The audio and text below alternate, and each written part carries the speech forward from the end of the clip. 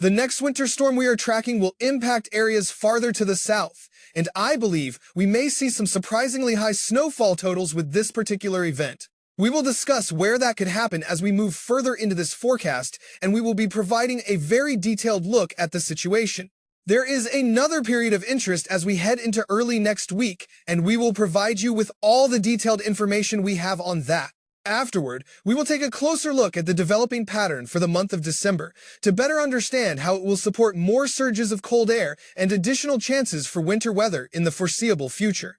Good Wednesday evening to you. I do hope you all are doing well and have had a wonderful week so far. If you find these updates helpful, we always appreciate you subscribing to our channel. And as always, if there is anything on your heart that we can keep in our thoughts, please feel free to share that in the comments section. Now, let's begin with tonight's forecast. We continue to see some snow across the Great Lakes region and into eastern Canada. This includes southern Ontario. We also have moisture developing across the Midwest. This has prompted the issuance of special weather statements ahead of this band of snow for areas in Ohio, northern Kentucky, West Virginia, and surrounding states. We could see some light snowfall accumulations from this activity overnight, but our primary focus is on the main system. We have had an ongoing snowstorm across Colorado, with heavy snow falling in the higher elevations of northern New Mexico. Moisture is beginning to move across the southern and central plains, including Kansas and the panhandles of Oklahoma and Texas. Farther south, moisture from the Gulf of Mexico is being drawn into the system across southeastern sections of Texas and into Louisiana. So that provides you with a larger picture, but this area right here is what we are watching most closely with this next storm system. Turning to our watches, warnings, and advisories, we do have winter weather advisories in effect for these purple areas. These are newly issued for the panhandles of Oklahoma and Texas, including Amarillo and areas just to the west. We also have special weather statements for Oklahoma City, points west, and even south of Amarillo down toward Lubbock. These are for the potential of light snowfall accumulations. I am somewhat surprised that we do not yet have special weather statements for places like Wichita Falls, which would connect these advisory areas more completely. I do anticipate that winter weather advisories will be issued for this area by the time we wake up tomorrow morning, so we will keep a close eye on that. Meanwhile, winter storm warnings continue for the southern Front Range of Colorado and northern New Mexico. We also have those special weather statements across the Ohio Valley and the Appalachian Mountains for some light snowfall overnight. We also continue to see winter weather advisories for lake-effect snow. Now, let us break down the timing of this main storm system for you, beginning around midnight tonight. Please note that all times shown are Eastern Time. If you are in the Central Time Zone, simply subtract 1 hour. So, this is how things will look in the middle of the night. We will have snow developing across western Oklahoma and the Texas Panhandle, and some of these bands could produce heavy snow, so please be aware of that. You can see the Gulf moisture being pulled into the system from the south, and these two areas will connect as we move forward in time. As we head into the early morning hours, around 4 or 5 o'clock in the morning, notice this area of snow. You can see the darker corridors of blue stretching from Amarillo to Oklahoma City. This will be a narrow band, not a widespread winter storm, but whoever is underneath it could receive 1 to 3 inches of snow. As a result, Oklahoma City should begin to see snow around 4 o'clock tomorrow morning. Continuing to about 7 to 8 o'clock, which is daybreak, we have this very thin but potentially intense line of snow. I would certainly watch for this, as it could take some people by surprise. The main challenge is pinpointing exactly where this narrow band will set up, but the air is certainly cold enough for snow to fall. There is just not an abundance of widespread moisture. Let's move ahead to about midday, around lunchtime tomorrow, and shift our entire view farther to the east. You can see this area of winter weather here. The purple color indicates sleet, and the blue indicates snow. Even where it shows green on top of the blue, it is most likely falling as snow. The forecast shows a wintry mix beginning to move into Little Rock, with some light snow still lingering back in Oklahoma. A definite wintry mix will be underway by midday tomorrow across central Arkansas. As we move this forward into tomorrow afternoon, the precipitation to the south will be all rain, but on the far northern edge, it will be cold enough for some snow, which affects Memphis. A little bit of sleet and snow is quite possible for Memphis tomorrow, with a higher likelihood just to the north. As we continue to move the forecast forward, let's shift our focus farther to the east and northeast. By around 10 o'clock tomorrow evening, we expect a significant wintry mix in Nashville. If this particular model run is correct, let's take a closer look. This indicates some moderate snow falling around the Nashville area tomorrow night. Then, as we continue toward midnight and into 1 o'clock on Friday morning, please notice how dark the blue shading becomes, as that signifies heavy snow. It is possible that snow could begin in the Tri-Cities region of Tennessee as well. You can clearly see the position of the Tennessee Valley here. However, on the northern Cumberland Plateau, north of Knoxville, we could see some heavy, wet snow. For Nashville, the latest high-resolution model suggests a few hours of a wintry mix late tomorrow night. This heavy, wet snow extends all the way up to Beckley, while Bristol appears to be right on the dividing line. It will likely start as a wintry mix in western North Carolina near Asheville. I believe that warmer air moving in aloft will likely change the precipitation over to rain in your area. Now let's move closer and continue this forward. This storm system has been trending faster, with precipitation arriving much more quickly. We will pause it here, where it is snowing quite heavily just a bit north of Hickory. For Charlotte, it is all rain. And for Greensboro, it also appears to be rain. However, it could start as snow in Greensboro. In fact, it might begin as rain, change over to heavy snow, and then possibly switch back to rain. This is around 4 o'clock on Friday morning. We are seeing heavy sleet and snow, as indicated by the yellow corridors, which represent heavy precipitation moving into the cold air. This is setting up to be a quick-hitting snowstorm for Virginia. This includes Lynchburg, Roanoke, Danville, Charlottesville, Richmond, and Fredericksburg, where it will be snowing quite steadily. This could bring a significant burst of snow right at the beginning of the event, and you may see some very large snowflakes. As we continue to move forward, we get into about 6 o'clock in the morning. By 7 o'clock in the morning, it is still snowing in Greensboro. If this model is correct, that would be an 8-hour period of snow. While I believe that may be a bit of an overestimation, I do think this event will meet winter storm criteria.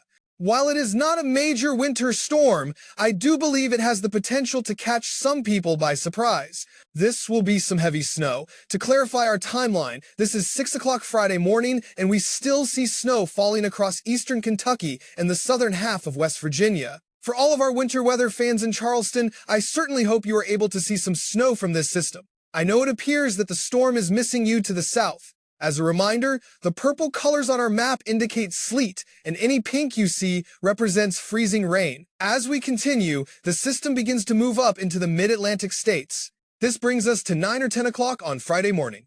We see some of this light to moderate snow extending all the way up into the Washington, D.C. area. A little snow lingers back in Beckley, perhaps as far south as the Tri-Cities region. But it appears you must be in southwestern Virginia or eastern Kentucky to be in the main area of snow. This could bring approximately a 9-hour period of snow to Richmond as the storm pushes northward. And on this last frame, the snow attempts to reach as far north as Wilmington, Philadelphia, and Trenton. We will have to see how far north it progresses, as this is the extent of this particular high-resolution model's forecast. Let's now review the potential snowfall totals. Let me just refresh the data here. We are forecasting around an inch of snow in Amarillo. It does show a small amount of snow for southwestern Oklahoma, but just a very light dusting is expected there. Now, I want to show you what the high-resolution model that we just reviewed is projecting. It is suggesting an 1.5 inches of snow for Amarillo, and it clearly shows those narrow bands of heavier snow. The colors you see here, according to the legend, represent 1 to 3 inches of snow. For Oklahoma City, this model is forecasting almost an inch of snow. It projects 1 to 2 inches south of Oklahoma City. The final totals will depend on where this narrow band sets up. I do not believe it will extend as far south as the Dallas-Fort Worth area, but we will have to watch closely. Now, the National Weather Service forecast for Arkansas is not calling for any accumulation at this time. However, the high-resolution model does show light snowfall accumulations possible, roughly north of Little Rock and toward Conway. I believe this is very plausible, perhaps a few tenths of an inch to a half inch of snow. So, I will not be surprised if we hear reports of accumulating sleet or snow in parts of Arkansas tomorrow. The same is true for Kentucky and Tennessee. The National Weather Service forecast is not calling for much at all, just a dusting here and there.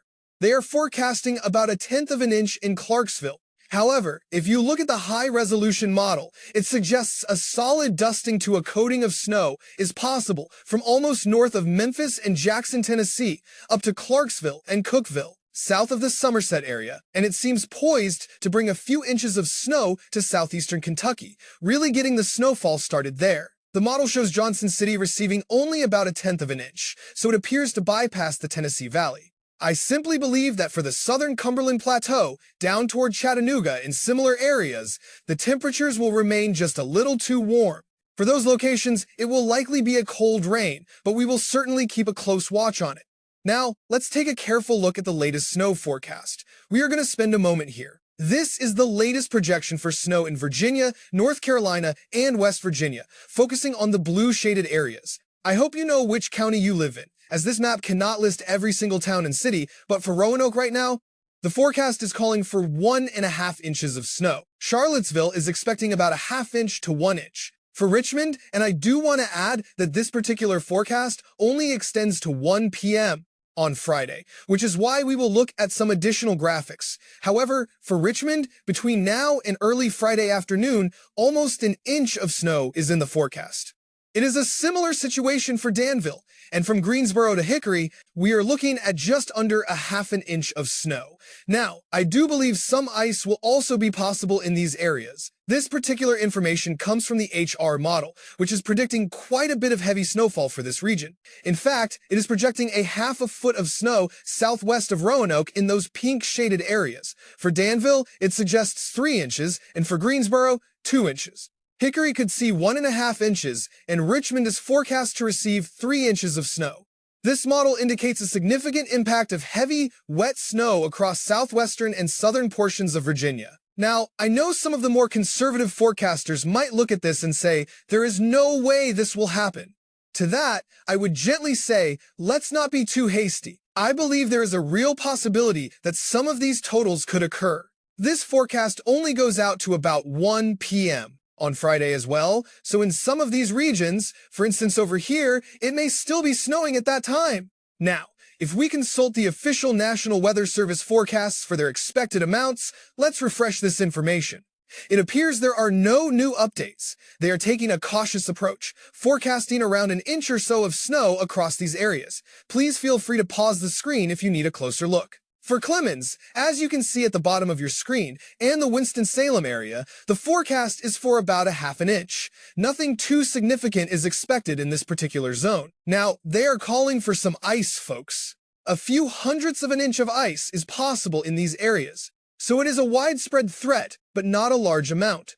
Some locations could see 1/10 of an inch of ice, but I would like to quickly explain the science behind this initial burst of heavy snow. Okay. I want to show you a weather sounding from just southwest of Roanoke in the southwestern areas of Virginia. The blue on the chart indicates snow. Now, please look here. It is 29 degrees at the surface. This red number represents 29 degrees Fahrenheit right at ground level. You see that green number? That's 28.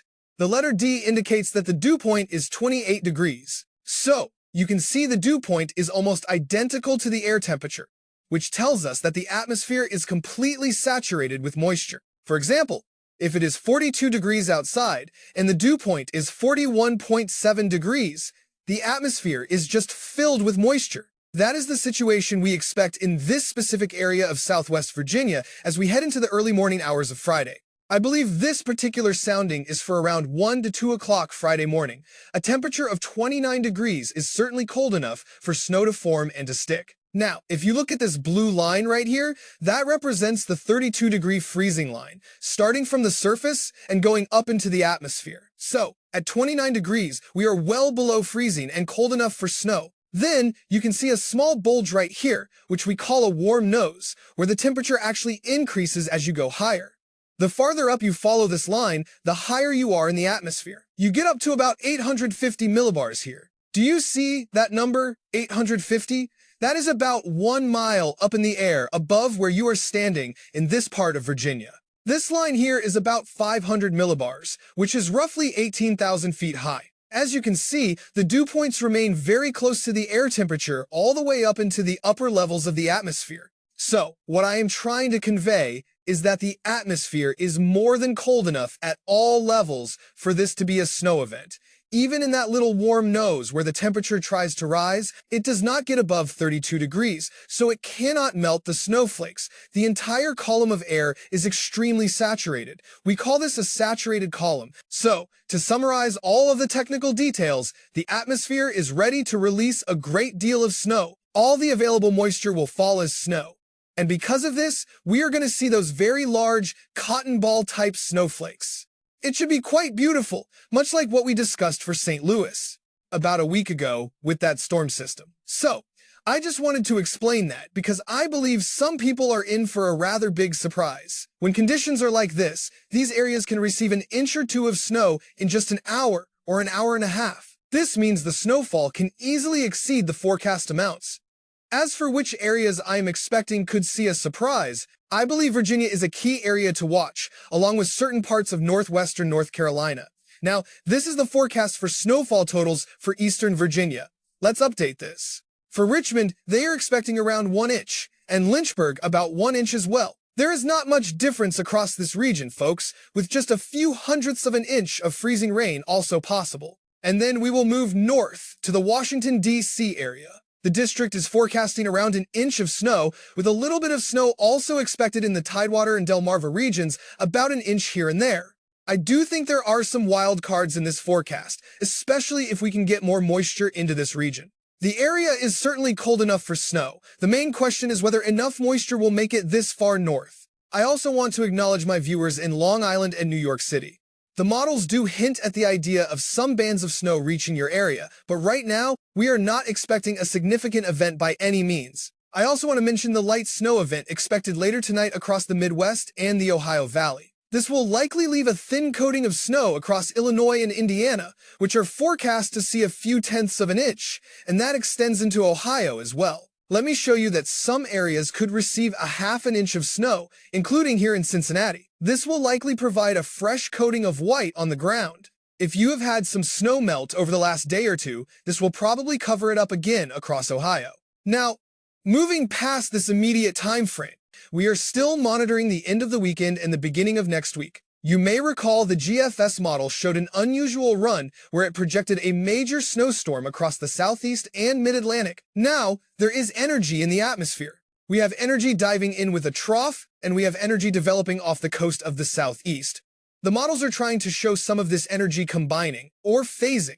And I do think we will have some snow falling in the same areas that are expecting it over the next day or two, particularly in the southern and central Appalachian Mountains. There are some signs of this energy trying to connect, but it just does not seem to happen in time. So, we are left with a chilly rain and snow mix for Monday, with a little bit of snow in western North Carolina, but certainly, the GFS model has backed off that earlier, more aggressive forecast. Now, what about the latest European model? What is it showing? It seems we do not have the latest European model run available just yet. It appears there may be a delay with the 18Z run of the Euro model because it is strangely not appearing for me. Let me just try a few things to refresh the data. No, it seems there is an issue with the 18Z Euro data feed, so I do not have it to show you. However, the 12Z run of the Euro showed a fairly aggressive-looking clipper system diving down. It has some energy on Sunday morning, but this looks to be just a chilly rain across the southeast. These areas of energy try to connect. You have something developing off the coast of the Carolinas and some energy diving down into the western slopes of the mountains here, but in general, they do not combine and there is not enough cold air involved. So, as we get into Monday morning, we just have a chilly rain over Georgia and South Carolina, and nothing significant appears to develop.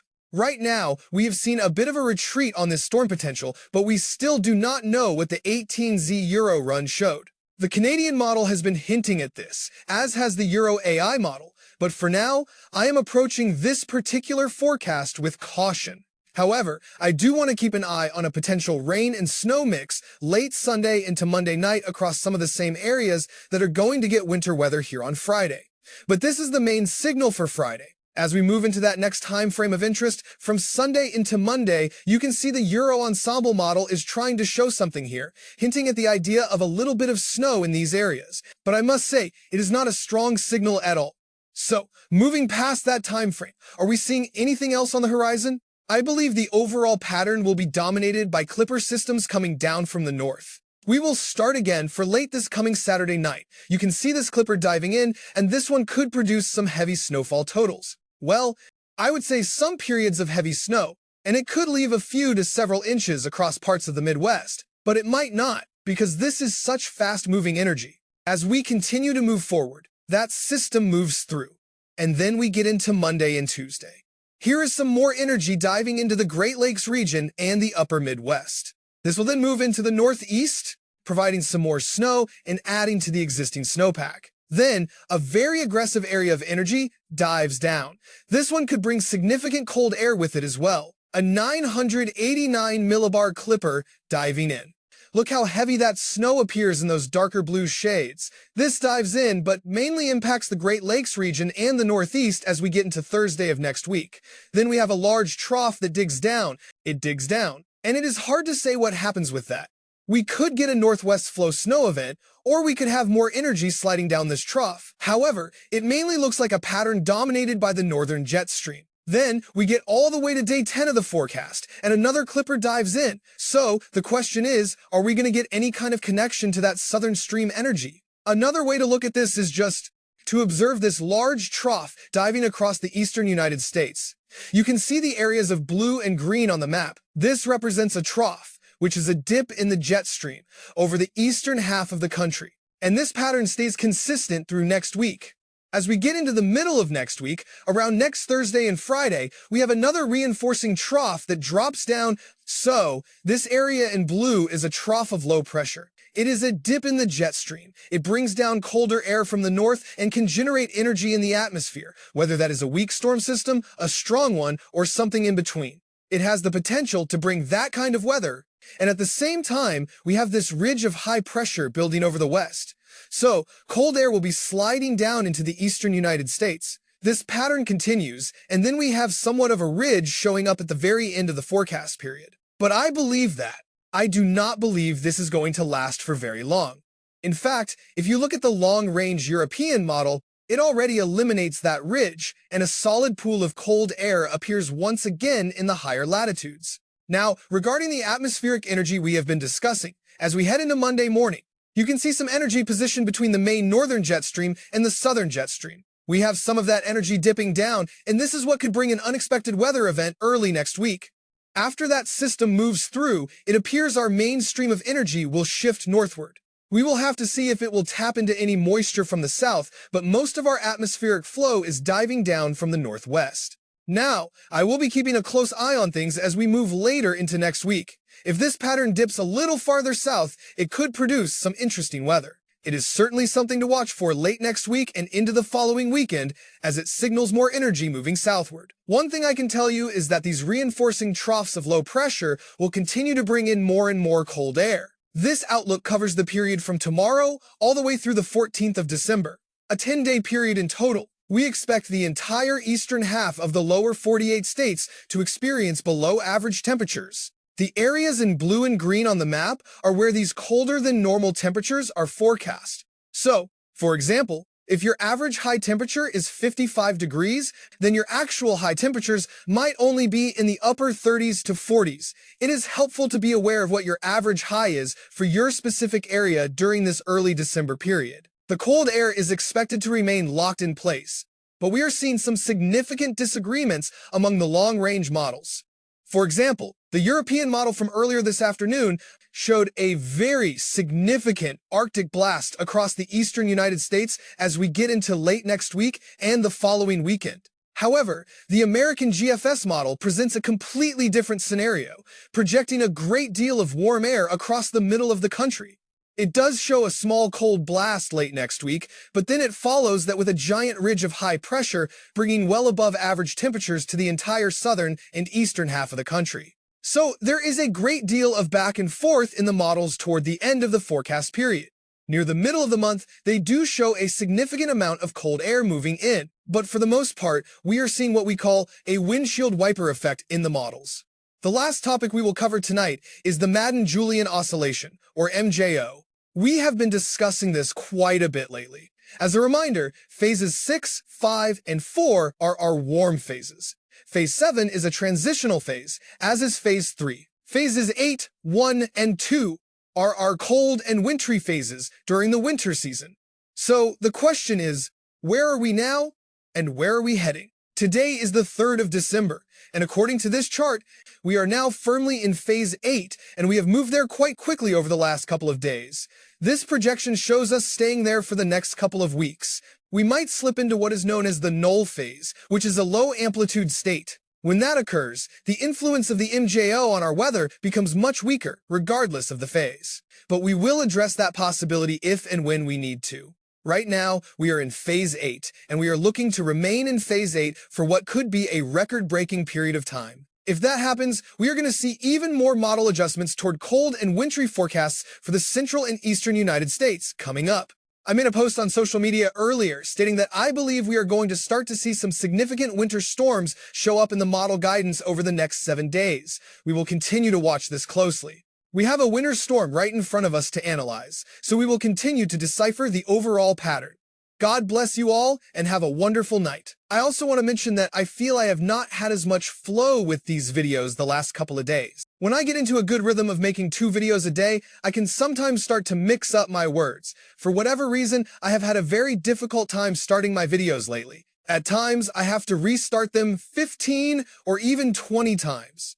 Sometimes I can spend 20 to 30 minutes, my friends, just on starting the video, just on the introduction. It has certainly been a struggle. The more I have to restart, the more it disrupts my momentum later in the video. So hopefully, we can get into a better rhythm, as that tends to happen. This has been my experience for the entirety of having this channel, and it comes and goes in waves. I will go for 3 or 4 weeks where everything is flowing very well. And then I will have 3 or 4 weeks where I seem to be stumbling through my words. So if that has been a distraction for you, I do apologize. Hopefully, we will get on a nice, smooth roll going forward. Have a wonderful night. We will do it again tomorrow morning. God bless.